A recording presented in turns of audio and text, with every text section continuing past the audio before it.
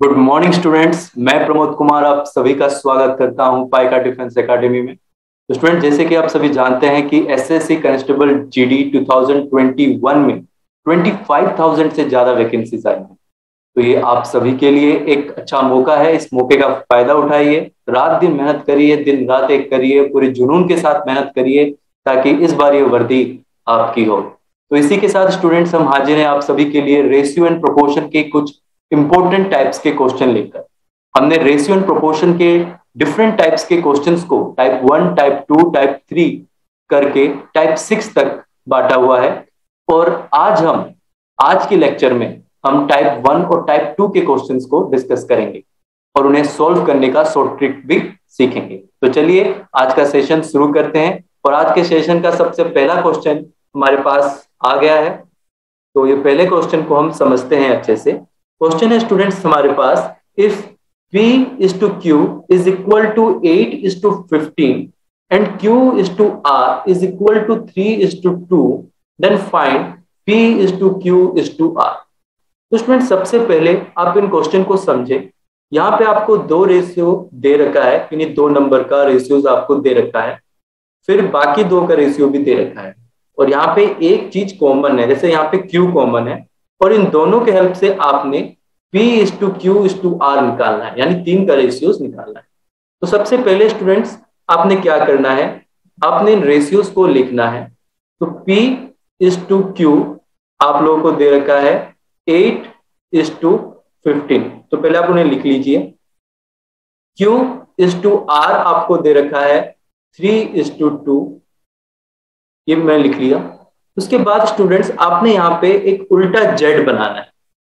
इस तरह का आपने एक उल्टा जेड बनाना है और इस लाइन को फॉलो करना है। पहले इस लाइन को, फिर इस लाइन को, फिर लास्ट में इस वाले लाइन को आपने फॉलो करना है। तो स्टूडेंट्स अब आपके पास आंसर आ चुका है। V is to Q is to R आपके पास है 8 into 3 24, 3 into 15 45 and 15 into 2 is 30। अब देखिए स्टूडेंट्स यहाँ पे अभी ये अपने लोएस्ट फॉर्म में नहीं आया है। 24, 45, 30 एक नंबर है जो तीनों को कट कर देता है। अगर आपको देखकर पता चल रहा है कि वो नंबर कौन सा है तो आप काटिए, नहीं पता चल रहा तो आप HCF निकाल लीजिए। HCF जो आएगा उससे ये तीनों नंबर कट जाएंगे। तो मैंने यहाँ पे देखा कि 2 + 4 6 होता है, 6 3 के टेबल में आता है। 4 + 5 9 होता है और 9 भी 3 के टेबल में आता है। 3 + 0 3 और ये भी 3 के टेबल में आता है, तो ये 3 से कटेंगे। तो हम 3 से काटते हैं। 3 × 8 24, 3 × 15 45, 3 × 10 30। तो आपके पास यहाँ पे आंसर आ चुका है 8 is to 15 is to 10। ये आपके पास आंसर है क्योंकि ये लोएस्ट फॉर्म में आ गया है। अब ये फर्दर यहाँ से नहीं कटेगा। तो आपके पास यहाँ पे आंसर क्या आ गया, answer B 8 is to 15 is to 10। तो याद रखिए स्टूडेंट्स, इस तरह के क्वेश्चन को करने के लिए सबसे पहले आप रेशियो लिखें और यहाँ पे उल्टा जेड बनाएं और उल्टा जेड बनाने के बाद आप उस लाइन को फॉलो करें, लोएस्ट फॉर्म में निकालें और आपके पास आंसर आ जाएगा। तो चलिए आज का सेकंड क्वेश्चन हम देखते हैं। स्टूडेंट सेकंड क्वेश्चन हमारे पास है, if A is to B is 5 is to 7, B is to C is 6 is to 11, find A is to B is to C। तो सेम क्वेश्चन ये हमारे पास। मैंने देखा कि B यहाँ पे दोनों में कॉमन है, तो इसलिए मैं सेम स्टेप्स यहाँ पे फॉलो करूंगा। सबसे पहला काम रेशियो लिखने का है, तो रेशियो लिख लेंगे। A is to B हमें यहाँ पे दे रखा है 5 is to 7, B is to C हमें यहाँ पे दे रखा है 6 is to 11। ओके स्टूडेंट्स, इसे लिखने के बाद हमारा काम क्या है कि हम यहाँ पे एक उल्टा जेड बनाएंगे। तो ये उल्टा जेड हमने बना दिया, ये एरो भी लगा दिया हमने।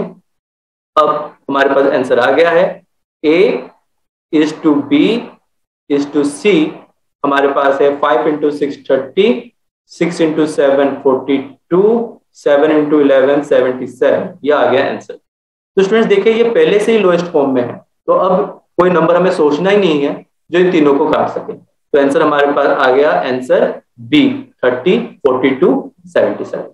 तो इस तरह से स्टूडेंट्स आप इन क्वेश्चंस को सॉल्व कर सकते हैं। तो चलते हैं नेक्स्ट क्वेश्चन की तरफ।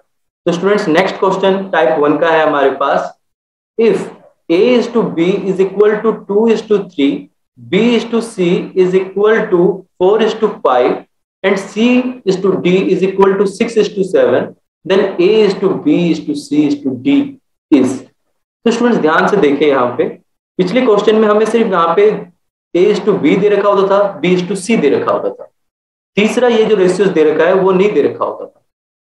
और दूसरी चीज ये कि पिछले क्वेश्चन में हमें सिर्फ 3 नंबर का रेशियो फाइंड आउट करना होता था, अब हमें 4 का रेशियो फाइंड आउट करना होता है।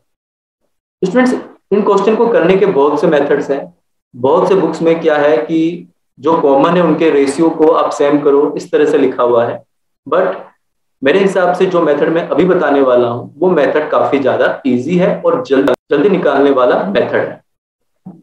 तो स्टूडेंट्स हम क्या करेंगे, देखिए ध्यान से स्टेप्स को फॉलो करिएगा। सबसे पहले रेशियोज लिखेंगे, तो यहाँ पे a is to b आप लोगों को दे रखा है स्टूडेंट्स, उसको लिख ले 2 is to 3। Similarly b is to c भी आपको दे रखा है 4 is to 5 और c is to d भी आपको दे रखा है 6 is to 7। अब स्टूडेंट्स आपने क्या करना है, सबसे पहली चीज यहाँ पे आपने एक इस तरह का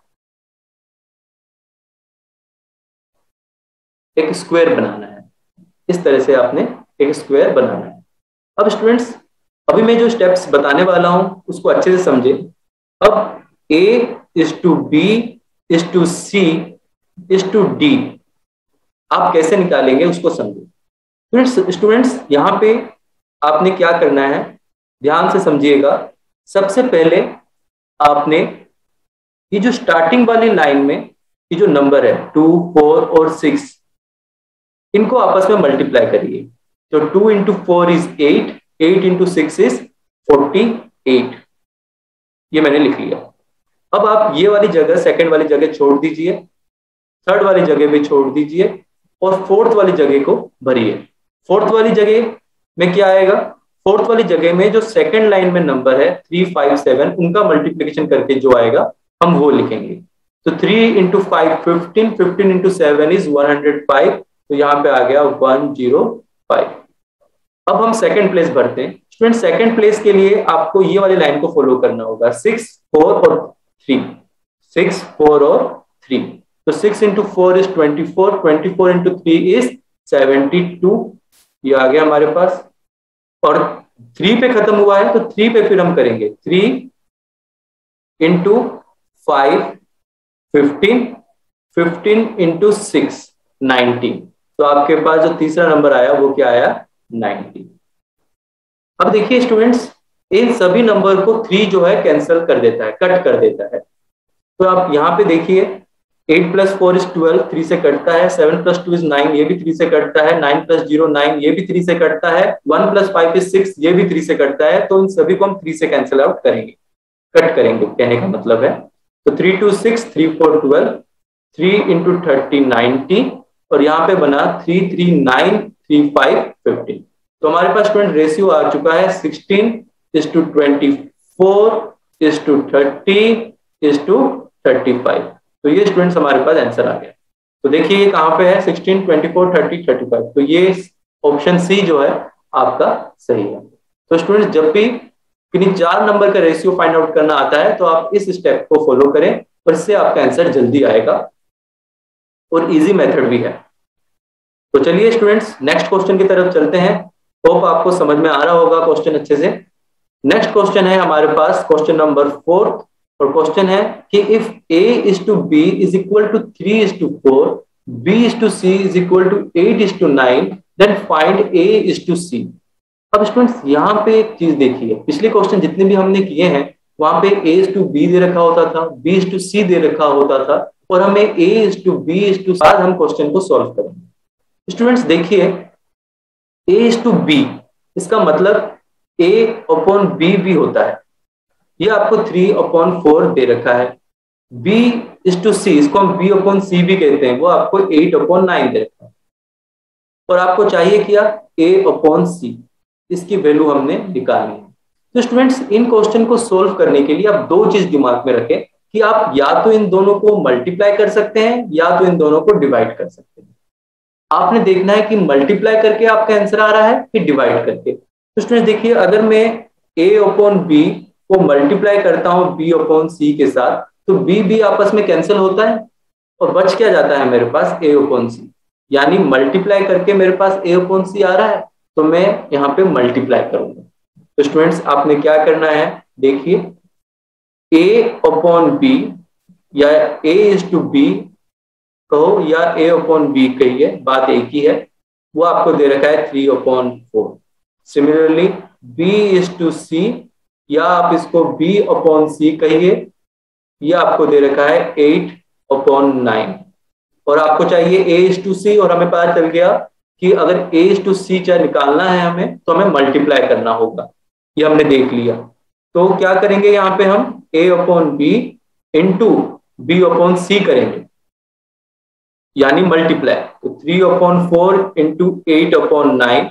अब यहाँ पे b कैंसिल हो गया, तो रह गया मेरे पास a अपॉन सी, 3 3 9 4 2 8। तो मेरे पास आंसर आ गया यहाँ पे स्टूडेंट्स 2/, तो स्टूडेंट मेरे पास यहाँ पे आंसर आ गया 2/3। तो ये हमारे पास आंसर आ चुका है, यानी ऑप्शन सी जो है ये करेक्ट है। तो स्टूडेंट्स इस तरह से आप देखेंगे कि आपने मल्टीप्लाई करना है कि डिवाइड। अब मान लीजिए आपसे यहाँ पे ये पूछा होता कि फाइंड आउट करिए ए सी अपॉन बी स्क्वायर कितना होगा।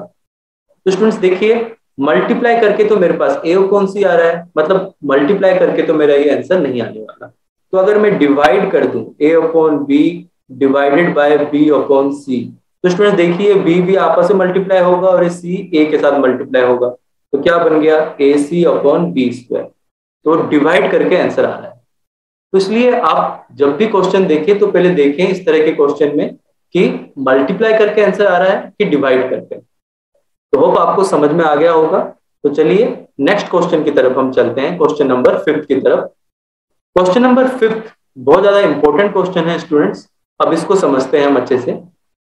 अब स्टूडेंट्स यहाँ पे देखिए आपको सीधा नहीं दे रखा है, जैसे कि हमने पीछे जितने भी क्वेश्चन किए हैं वहां पे हमें पहले से दे रखा होता था a is to B b is to C बना के पहले से दे रखा होता था, बट यहाँ पे आपको a is to B b is to C बनाना होगा, यहाँ पे बनाया हुआ नहीं है।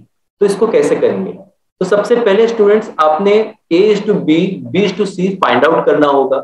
यहाँ पे इन्होंने दे रखा है 4a is equal to 5b। अब स्टूडेंट्स देखिए, अगर मैं 4 को उस साइड लेके जाऊं इक्वल टू के, यहाँ पे ये मल्टीप्लाई हो रहा है, उस साइड जाएगा तो वहां पे जाके क्या हो जाएगा डिवाइड। उसी तरह स्टूडेंट्स अगर यहाँ पे मैं b को इस तरफ लेके आता हूं, तो b जो है यहाँ पे मल्टीप्लाई हो रहा है 5 के साथ, उस तरफ जाएगा तो क्या हो जाएगा डिवाइड। तो हम लोग क्या करेंगे, b को इस तरफ ले आएंगे, 4 को राइट साइड में ले जाएंगे। तो मेरे पास बना है यहाँ पे a, b इस तरफ आया तो डिवाइड हो गया, 5 4 उस तरफ गया तो डिवाइड हो गया। तो मेरे पास आ गया a upon b is equal to 5/4। उसी तरह students 7b is equal to 9c दे रखा है, यानी b अपॉन c आपके पास आ गया 9/7। ये आपके पास आ चुका है। अब आपने निकालना है a is to b is to c, तो हम उल्टा जेड वाला मेथड यूज करेंगे। तो यहाँ पे देखिए a अपॉन b पहले आप लिख लें, a अपॉन b आपके पास आया है 5 is to 4, b is to c आपके पास आया है स्टूडेंट्स 9 इज टू 7। आप उल्टा जेड यहाँ पे बनाइए, और उल्टा जेड बनाने के बाद मेरे पास आ गया a is to b is to c 5 9 45 9 4 36 4 7 28। तो ये मेरे पास आंसर आ चुका है। अब 45 36 और 28 का कोई HCF नहीं है, HCF ओनली 1 है यहाँ पे, यानी इनके बीच में 1 के अलावा और कोई नंबर नहीं है, यानी ये अपने लोएस्ट फॉर्म में है। तो आंसर आपके पास क्या है 45 36 एंड 28। तो इस तरह का जब भी क्वेश्चन आए स्टूडेंट, सबसे पहले तो आप इनसे रेशियोज निकालें, उसके बाद ही आप इनको सॉल्व करें। तो चलिए नेक्स्ट क्वेश्चन की तरफ मूव करते हैं। तो आज का जो हमारा नेक्स्ट क्वेश्चन स्टार्ट होता है वो है क्वेश्चन नंबर 5 टाइप 2।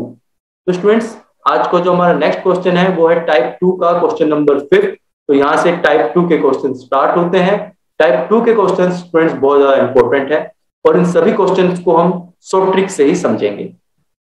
तो चलिए सॉल्व करते हैं इस क्वेश्चन को।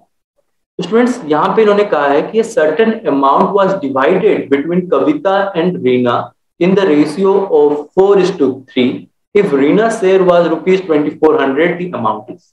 इन्होंने कहा कि कविता और रीना के बीच में पैसों का बंटवारा हुआ। पैसे कितने थे वो हमें नहीं पता, पैसों का बंटवारा हुआ 4:3 रेशियो पे। अब इन्होंने कहा कि अगर रीना का शेयर, रीना को जो पैसे मिले वो 2400 है, तो बताइए टोटल कितने पैसे थे। तो स्टूडेंट्स इसको आप ध्यान से समझिए। अगर आप इस ट्रिक को समझ गए तो आप सभी क्वेश्चंस निकाल लेंगे इसके, वो भी सेकंड्स में। तो देखिए स्टूडेंट्स यहाँ पे इन्होंने कविता और रीना दोनों का शेयर आपको दे रखा है। कितना दे रखा है यहाँ पे आप लिखिए 4:3। आप कह सकते हो कि कविता का 4 है, रीना का 3 है, ये अपने माइंड में रखिए। इन्होंने कहा है कि रीना का शेयर तो 2400 है, 2400 है, और रेशियो में अगर देखें तो हमने देखा कि रीना तो 3 के बराबर है, यानी ये जो 3 है रीना का, ये 2400 के बराबर होगा। तो यहां से आप निकाल लें स्टूडेंट एक कितने के बराबर होगा। अगर 3 2400 के बराबर है तो एक कितने के बराबर होगा, 2400/3 800 के बराबर होगा। अब इन्होंने हमसे पूछा क्या है कि आप टोटल अमाउंट बताओ कि कितने पैसे बटे हैं। तो कितने पैसे बटे हैं यहाँ पे 4 और 3, टोटल अमाउंट कितने बटे हैं 7। तो 7 कितने के बराबर होगा, तो एक अगर 800 के बराबर है तो 7 कितने के बराबर होगा, 7 × 800 यानी ₹5600। तो यहाँ पे ऑप्शन ए जो है ये आपका करेक्ट है। तो इस तरह से स्टूडेंट्स आप इन क्वेश्चंस को सॉल्व कर सकते हैं। तो चलिए नेक्स्ट क्वेश्चन की तरफ मूव करते हैं। होप आपको समझ में आ रहा होगा। तो जो नेक्स्ट क्वेश्चन है स्टूडेंट्स टाइप 2 का, वो है क्वेश्चन नंबर 6। इस क्वेश्चन को भी ध्यान से पढ़ें। क्वेश्चन है the prices of scooter and television set are in the ratio 3:2। If the scooter cost ₹6,000 more than the television set, then find the price of television set. तो students देखिए question में क्या कह रहा है कि, तो देखिए स्टूडेंट्स क्वेश्चन में दिया गया है कि किसी ने स्कूटर और टेलीविजन खरीदा है। जो स्कूटर है वो टेलीविजन से महंगा है, 6,000 रुपए ज्यादा महंगा है। स्कूटर जो है वो टेलीविजन से 6,000 रुपए महंगा है। तो स्टूडेंट्स सबसे पहले तो हम यहाँ पे स्कूटर और टेलीविजन का रेशियो लिख लेते हैं। तो आप देखिए जो यहाँ पे स्कूटर है आपके पास और टेलीविजन, इनका रेशियो हम लिख लेते हैं। तो स्कूटर और टेलीविजन का जो रेशियो है यहाँ पे वो दे रखा है 3:2। अब देखिए स्टूडेंट अगर हम रेशियो में देखें तो स्कूटर जो है वो टेलीविजन से कितना ज्यादा है, एक ज्यादा है, बट इन्होंने कहा है 6,000 रुपए ज्यादा है। तो यानी ये एक जो है ये 6,000 के बराबर आ गया। इन्होंने कहा फिर मुझे टेलीविजन का पैसा बताओ कितना है। तो टेलीविजन यहाँ पे कितने के बराबर है, 2 के बराबर है। तो अगर एक 6,000 के बराबर है तो 2 कितने के बराबर होगा, 2 × 6,000। तो मेरे पास आ गया ₹12,000। तो ये आंसर आ गया। तो ऑप्शन सी जो है ये हमारा करेक्ट है। तो इस तरह से स्टूडेंट्स आप क्वेश्चंस को सॉल्व कर सकते हैं। चलिए नेक्स्ट क्वेश्चन देखते हैं हम। नेक्स्ट क्वेश्चन है, ये भी काफी ज्यादा इंपॉर्टेंट क्वेश्चन है। क्वेश्चन में कहा गया है कि 782 बी डिवाइडेड इनटू 3 पार्ट्स। उन्होंने कह दिया है कि टोटल अमाउंट कितना है 782, और इसको हमने 3 भागों में बांटना है। 3 भागों में जो बांटना है हमने, इसको रेशियो में बांटना है। कितने रेशियो में, 1:2, 2:3, 3:4। तो इन्होंने कहा है कि बताइए कि जो हमारा फर्स्ट पार्ट होगा वो कितना होगा। तो स्टूडेंट्स देखिए इन क्वेश्चंस को पहले समझिए। यहाँ पे स्टूडेंट्स अगर आप ध्यान से देखें इस क्वेश्चन को, स्टूडेंट्स अगर आप ध्यान से देखें तो यहाँ पे ये जो पोर्शन है, यहाँ पे जो ये पोर्शन है 1/2, 2/3, 3/4, ये स्टूडेंट्स ये जो दे रखा है इन्होंने ये हमें फ्रैक्शन में दे रखा है। ये जो यहाँ पे दे रखा है हमें, ये हमें फ्रैक्शंस में दिया हुआ है, और हमें इस फ्रैक्शन को रेशियो में चेंज करना होगा। सिंपल रेशियोज में हमें इन फ्रैक्शंस को चेंज करना होगा। तो वो कैसे करेंगे, तो चलिए पहले हम ये देखते हैं। तो स्टूडेंट्स सबसे पहले आप यहाँ पे किस तरह से इन फ्रैक्शन को रेशियो में चेंज कर सकते हैं ये समझिए। तो स्टूडेंट सबसे पहले आप यहाँ पे 2, 3 और 4 का एलसीएम निकाल ले साइड में। 2, 3 और 4 का अगर आप एलसीएम निकालेंगे तो आपके पास आ रहा है एलसीएम 2 इंटू 3 6 इंटू 2 12। तो स्टूडेंट्स आप याद रखिए कि आपने डिनोमिनेटर में 12 बनाने हैं। आपने डिनोमिनेटर में क्या बनाना है? 12। तो आप ध्यान से देखिए हमारे पास रेशियो क्या बनेगा। अब मुझे ये बताइए 2 से मैं क्या मल्टीप्लाई करूं कि मेरे पास 12 हो जाए? तो 2 के साथ अगर मैं 6 मल्टीप्लाई करूंगा तो 12 हो जाएगा।